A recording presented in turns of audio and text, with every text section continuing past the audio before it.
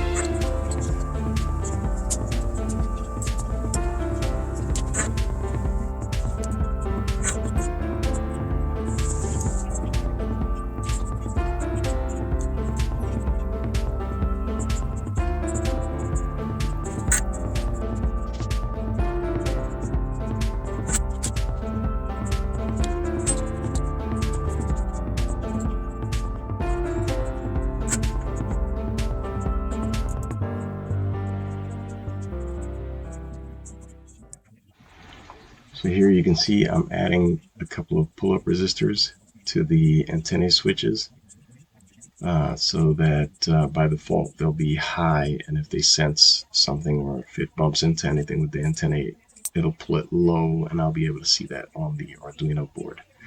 This board will be used for adding any other sensors like photoresistors or things like that. And with that Velcro on there, I'll be able to pull it up and solder, have access so that I can solder on the backside.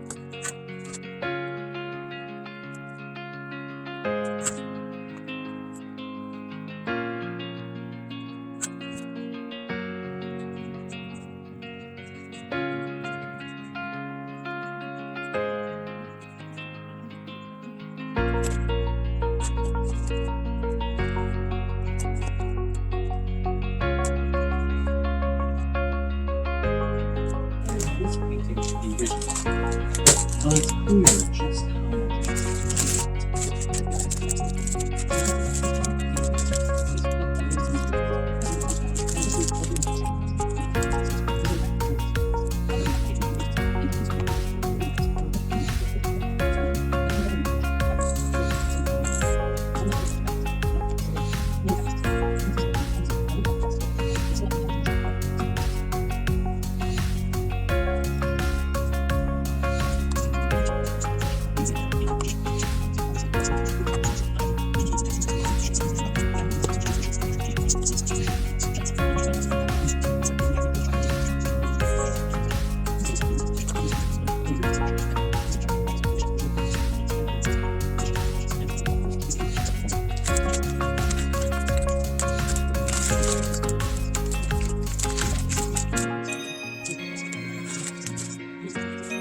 indicating that the adhesive is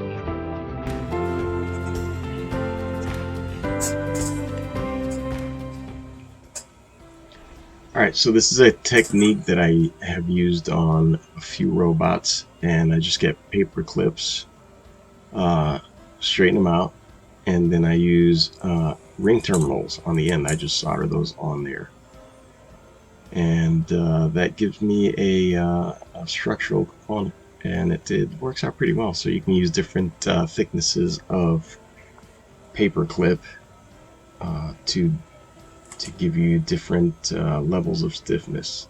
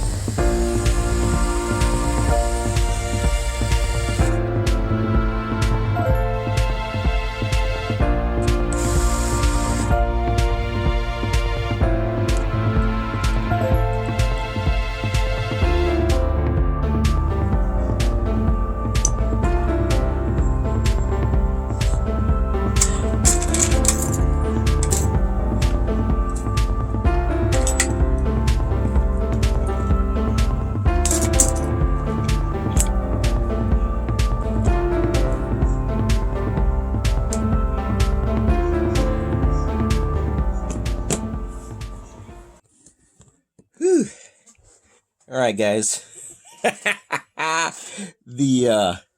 Oh, hold on. Let me do this.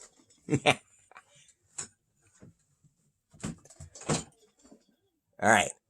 The mechanical assembly is finally done. And the spurving bearings are in, and we'll see if we can drive the Nova Trunnions. But there she is. Um, this was a long video. Part 2 is coming up with the programming of this thing. So